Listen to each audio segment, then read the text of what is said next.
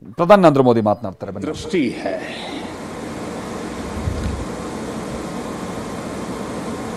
सभी देशवासी इस समय इस कार्यक्रम से जुड़े हुए हैं. मैं इस ऐतिहासिक क्षण के साक्षी बन रहे सभी देशवासियों का हृदय से स्वागत करता हूं, अभिनंदन करता हूं. इस ऐतिहासिक क्षण में मेरे साथ मंत्रिमंडल के मेरे साथी श्री हरदीप पुरी जी, किशन रेड्डी जी, अर्जुन राम मेघवाल जी, मीनाक्षी लेखी जी, कौशल किशोर जी आज मेरे साथ मंच पर उपस्थित हैं. देश के अनेक गणमान्य अतिथिगण वे भी आज यहां उपस्थित है. साथियों, आजादी के अमृत महोत्सव में देश को आज एक नई प्रेरणा मिली है, नई ऊर्जा मिली है. आज हम गुजरे हुए कल को छोड़कर आने वाले कल की तस्वीर में नए रंग भर रहे हैं. आज जो हर तरफ ये नई आभा दिख रही है, वो नए भारत के आत्मविश्वास की आभा है. गुलामी का प्रतीक किंग्स वे यानी राजपथ आज से इतिहास की बात हो गया है, हमेशा के लिए मिट गया है. आज कर्तव्य पथ के रूप में नए इतिहास का सृजन हुआ है. मैं सभी देशवासियों को आजादी के इस अमृत काल में गुलामी की एक और पहचान से मुक्ति के लिए बहुत बहुत बधाई देता हूं. साथियों, आज इंडिया गेट के समीप हमारे राष्ट्र नायक नेताजी सुभाष चंद्र बोस की विशाल प्रतिमा भी, मूर्ति भी स्थापित हुई है. गुलामी के समय यहां ब्रिटिश राज सत्ता के प्रतिनिधि की प्रतिमा लगी हुई थी. आज देश ने उसी स्थान पर नेताजी की मूर्ति की स्थापना करके आधुनिक और सशक्त भारत की प्राण प्रतिष्ठा भी कर दी है. वाकई ये अवसर ऐतिहासिक है, ये अवसर अभूतपूर्व है. हम सभी का सौभाग्य है कि हम आज का ये दिन देख रहे हैं, इसके साक्षी बन रहे हैं. साथियों, सुभाष चंद्र बोस ऐसे महामानव थे जो पद और संसाधनों की चुनौती से परे थे.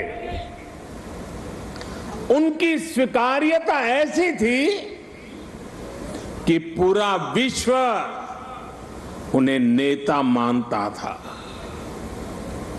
उनमें साहस था, स्वाभिमान था, उनके पास विचार थे, विजन था, उनके नेतृत्व की क्षमता थी, नीतियां थी.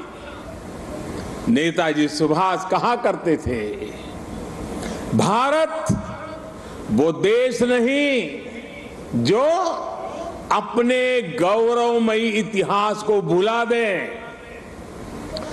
भारत का गौरवमयी इतिहास हर भारतीय के खून में है, उसकी परंपराओं में है। नेताजी सुभाष भारत की विरासत पर गर्व करते थे और भारत को जल्द से जल्द आधुनिक भी बनाना चाहते थे।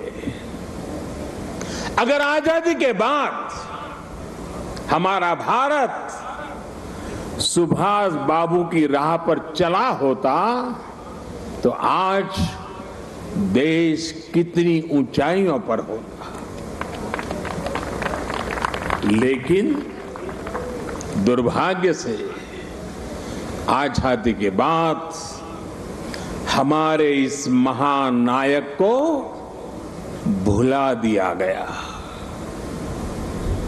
उनके विचारों को, उनसे जुड़े प्रतीकों तक को नजरअंदाज कर दिया गया। सुभाष बाबू के 125वें जयंती वर्ष के आयोजन के अवसर पर मुझे कोलकाता में उनके घर जाने का सौभाग्य मिला था। नेताजी से जुड़े स्थान पर उनकी जो अनंत ऊर्जा थी, मैंने उसे महसूस किया।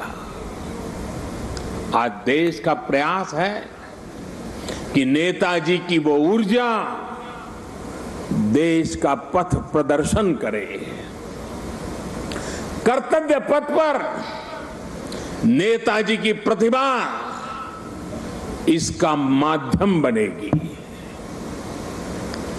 देश की नीतियों और निर्णयों में सुभाष बाबू की छाप रहे, ये प्रतिमा इसके लिए प्रेरणा स्रोत बनेगी। भाइयों और बहनों, पिछले 8 वर्षों में हमने एक के बाद एक ऐसे कितने ही निर्णय लिए हैं जिन पर नेताजी के आदर्शों और सपनों की छाप है। नेताजी सुभाष अखंड भारत के पहले प्रधान थे जिन्होंने 1947 से भी पहले अंडमान को आजाद कराकर तिरंगा फहराया था। उस वक्त उन्होंने कल्पना की थी कि लाल किले पर तिरंगा फहराने की क्या अनुभूति होगी। इस अनुभूति का साक्षात्कार मैंने स्वयं किया जब मुझे आजाद हिंद सरकार के 75 वर्ष होने पर लाल किले पर तिरंगा फहराने का सौभाग्य मिला। हमारी ही सरकार के प्रयास से लाल किले में नेताजी और आजाद हिंद फौज से जुड़ा म्यूजियम भी बनाया गया है। साथियों, मैं वो दिन भूल नहीं सकता जब 2019 में गणतंत्र दिवस की परेड में आजाद हिंद फौज के सिपाहियों ने भी हिस्सा लिया था।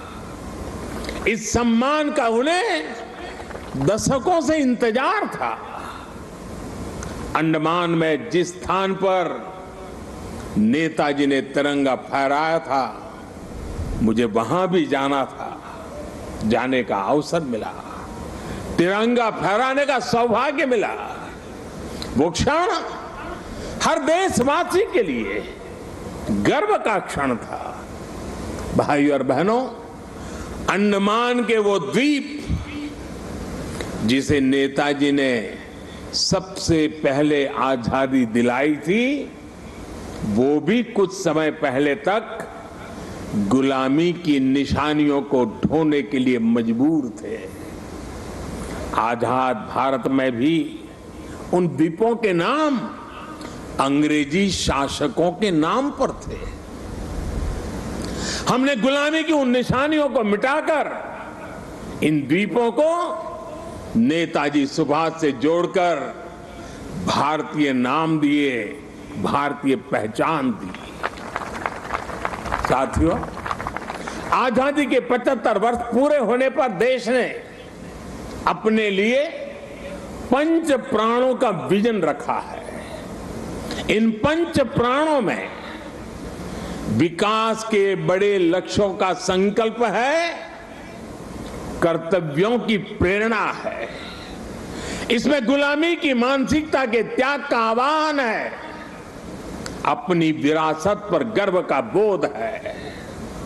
आज भारत के आदर्श अपने हैं, आयाम अपने हैं, आज भारत के संकल्प अपने हैं, लक्ष्य अपने हैं, आज हमारे पथ अपने हैं, हमारे प्रतीक अपने हैं।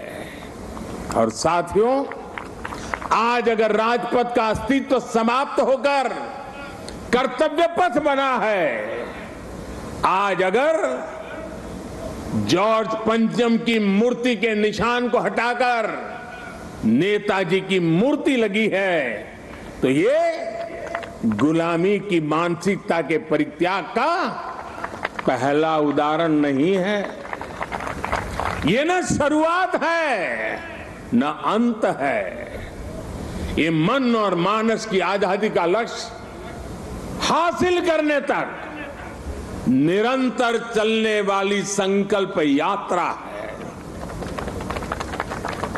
देश के प्रधानमंत्री जहां रहते आए हैं, उस जगह का नाम रेसकोर्स रोड से बदलकर लोक कल्याण मार्ग हो चुका है।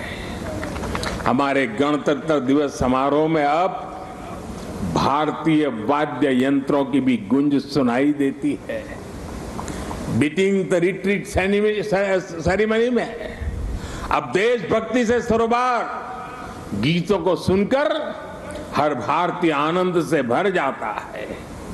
अभी हाल ही में भारतीय नौसेना ने भी गुलामी के निशान को उतारकर छत्रपति शिवाजी महाराज के प्रतीक को धारण कर लिया है। नेशनल वॉर मेमोरियल बनाकर देश ने समस्त देशवासियों की बरसों पुरानी इच्छा को भी पूरा किया है। साथियों, ये बदलाव केवल प्रतीकों तक ही सीमित नहीं है, ये बदलाव देश की नीतियों का भी हिस्सा बन चुका है। आज देश अंग्रेजों के जमाने से चले आ रहे सैकड़ों कानूनों को बदल चुका है।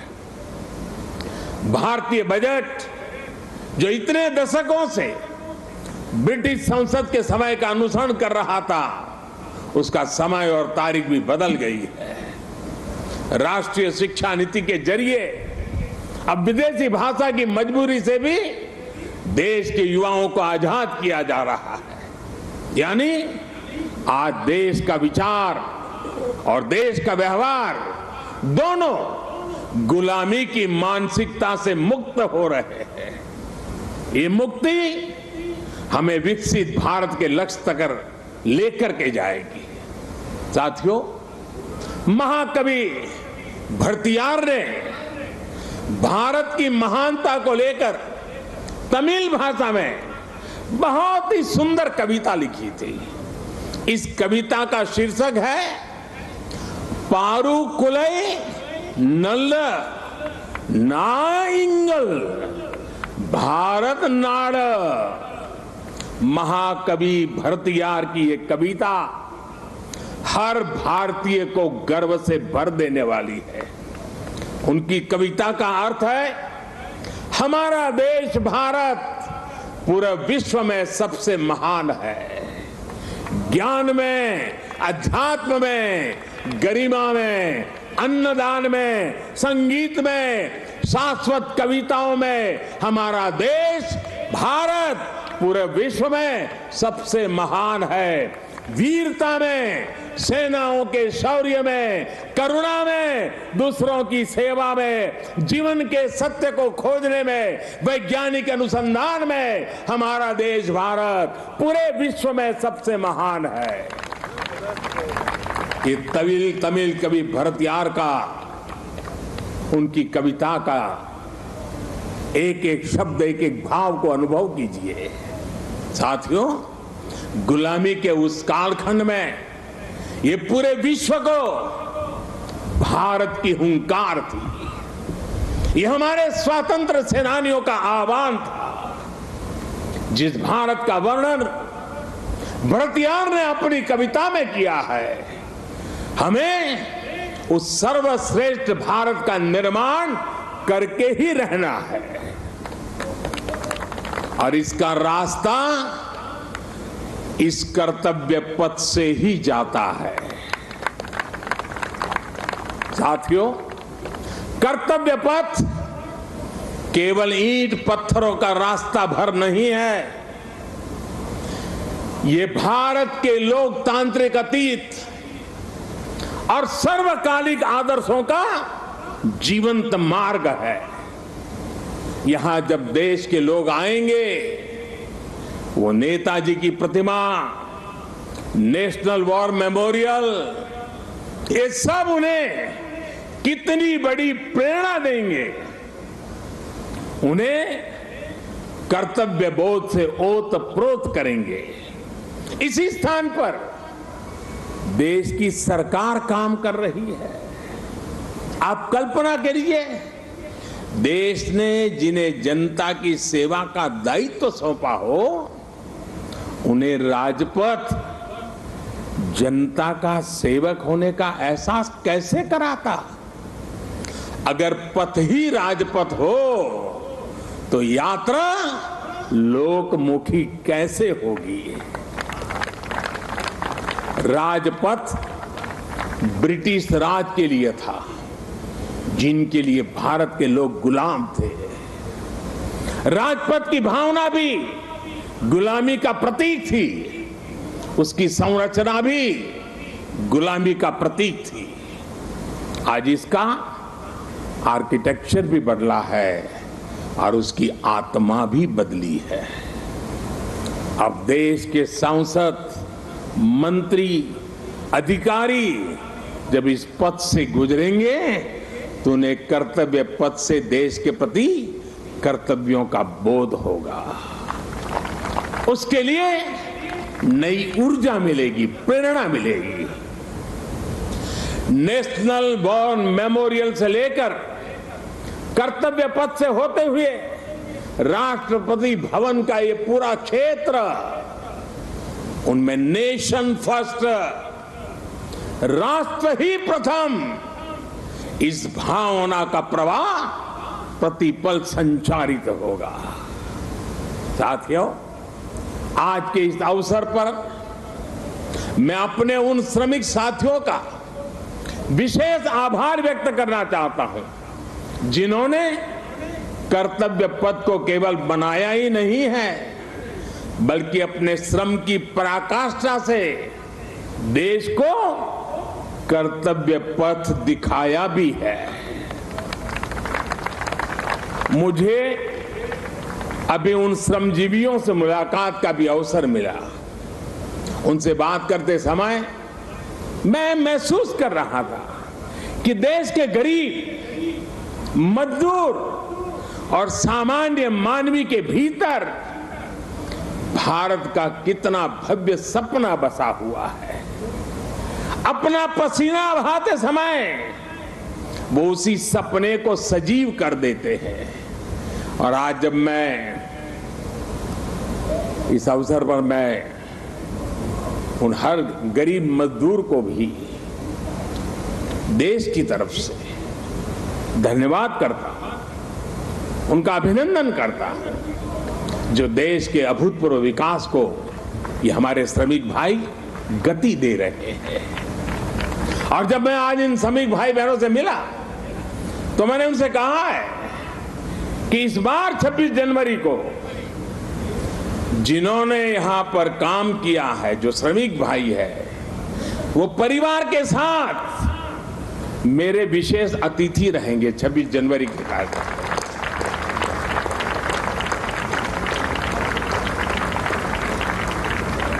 मुझे संतोष है कि नए भारत में आज श्रम और श्रमजीवियों के सम्मान की एक संस्कृति बन रही है, एक परंपरा पुनर्जीवित हो रही है।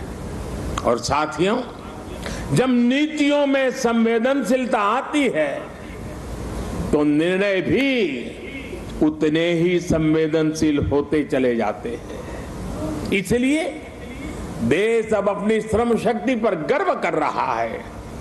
श्रमेव जयते आज देश का मंत्र बन रहा है।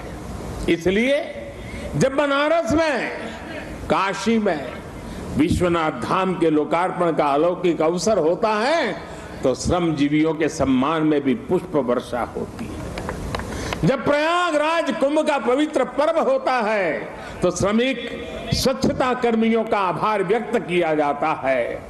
अभी कुछ दिन पहले ही देश को स्वदेशी विमान वाहक युद्धपोत आईएनएस विक्रांत मिला है। मुझे तब भी आईएनएस विक्रांत के निर्माण में दिन रात काम करने वाले श्रमिक भाई बहनों और उनके परिवारों से मिलने का अवसर मिला था। मैंने उनसे मिलकर उनका आभार व्यक्त किया। श्रम के सम्मान की परंपरा देश के संस्कारों का अमिट हिस्सा बन रही है। आपको जानकर अच्छा लगेगा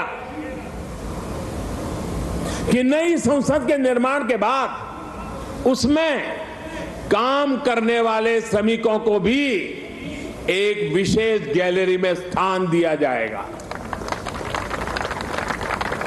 ये गैलरी आने वाली पीढ़ियों को भी ये याद दिलाएगी कि लोकतंत्र की नींव में एक और संविधान है तो दूसरी ओर श्रमिकों का योगदान भी है। यही प्रेरणा हर एक देशवासी को एक कर्तव्य पथ भी देगा। यही प्रेरणा श्रम से सफलता का मार्ग प्रशस्त करेगी। साथियों, हमारे व्यवहार में, हमारे संसाधनों में, हमारे साधनों में, हमारे इंफ्रास्ट्रक्चर में आधुनिकता का इस अमृतकाल का प्रमुख लक्ष्य है। और साथियों, जब हम इंफ्रास्ट्रक्चर की बात करते हैं तो अधिकतर लोगों के मन में